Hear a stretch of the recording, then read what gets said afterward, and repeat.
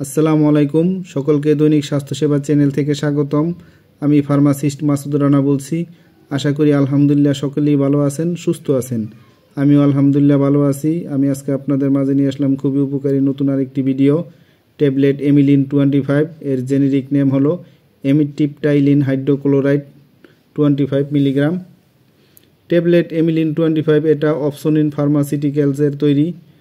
Tablet এমিলিন 25 এর অন্য আরেকটি উপাদান আছে, তবে আজকে আমি অন্য উপাদান নিয়ে আলোচনা করব না। আমি আজকে আলোচনা করব ট্যাবলেট এমিলিন 25 কী কাজ করে, কেন খাওয়া হয়, দিনে কতবার খাবেন, এর পার্শ্ব প্রতিক্রিয়া কী কী। তবে আমার চ্যানেলে যদি আপনি নতুন হয়ে থাকেন অবশ্যই আমার চ্যানেলটাকে সাবস্ক্রাইব করে দিবেন, বেল আইকন বাটনটা অন করে দিবেন, লাইক দিয়ে পুরো ভিডিওটা দেখবেন, স্কিপ করে করে দেখবেন না। যেহেতু এটা মেডিসিন তাহলে অনেক কিছুই বুঝতে পারবেন না, মিস করবেন।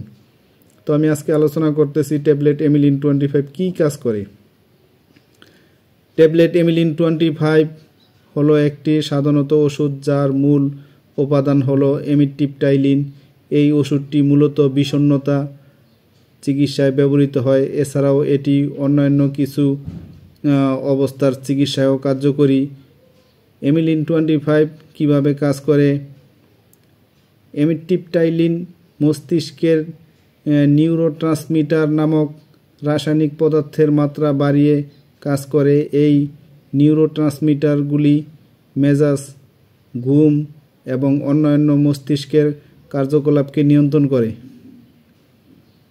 এমিলিন 25 এর ব্যবহার বিষণ্ণতা, বিশেষ করে যখন ঘুমানোর সমস্যা হয়, শিশুদের রাতে মূত্রত্যাগ, মাইগ্রেন প্রতিরোধ, দুশ্চিন্তাজনিত মাথা ব্যথা, দীর্ঘমেয়াদী মাথা ব্যথা।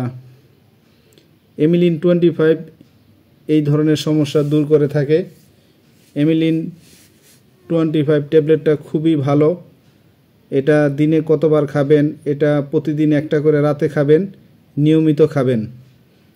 যাদের মাইগ্রেনের সমস্যা, মাথা ব্যথা, দুশ্চিন্তা, বিষণ্ণতা আছে, আপনারা এই এমিলিন 25 ট্যাবলেটটা প্রতিদিন রাতে একটা করে খাবেন। সমস্ত দুশ্চিন্তা দূর হয়ে যাবে, মাথা ব্যথাও কমে যাবে, দুশ্চিন্তা থাকবে না। এই এমিলিন 25 ট্যাবলেটের কিছু পার্শ্ব প্রতিক্রিয়াও আছে।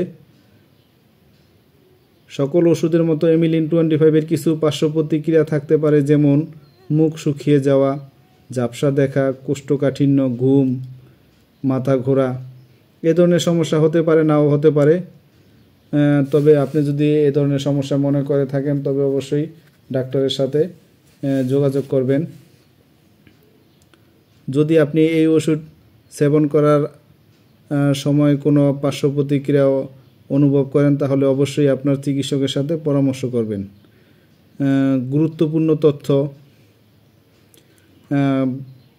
গর্ভবতী বা দুধ খাওয়ানো মহিলাদের এই ওষুধ সেবন করার পূর্বে চিকিৎসকের সাথে পরামর্শ করা উচিত।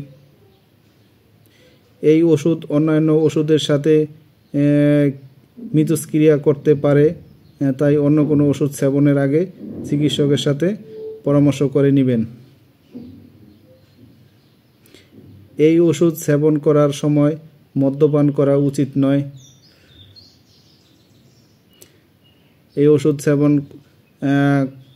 করলে মদ্যপান করা যাবে না।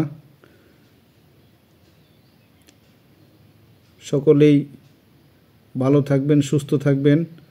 আর আমার ভিডিওটা দেখে ভালো লাগলে, উপকৃত হলে অবশ্যই আমার চ্যানেলটাকে সাবস্ক্রাইব করে দিবেন, বেশি বেশি শেয়ার করে দিবেন, লাইক দিবেন। আমি আরও নতুন নতুন ভিডিও ছাড়া মাত্রই আপনাদের সকলের কাছে নোটিফিকেশন পৌঁছে যাবে।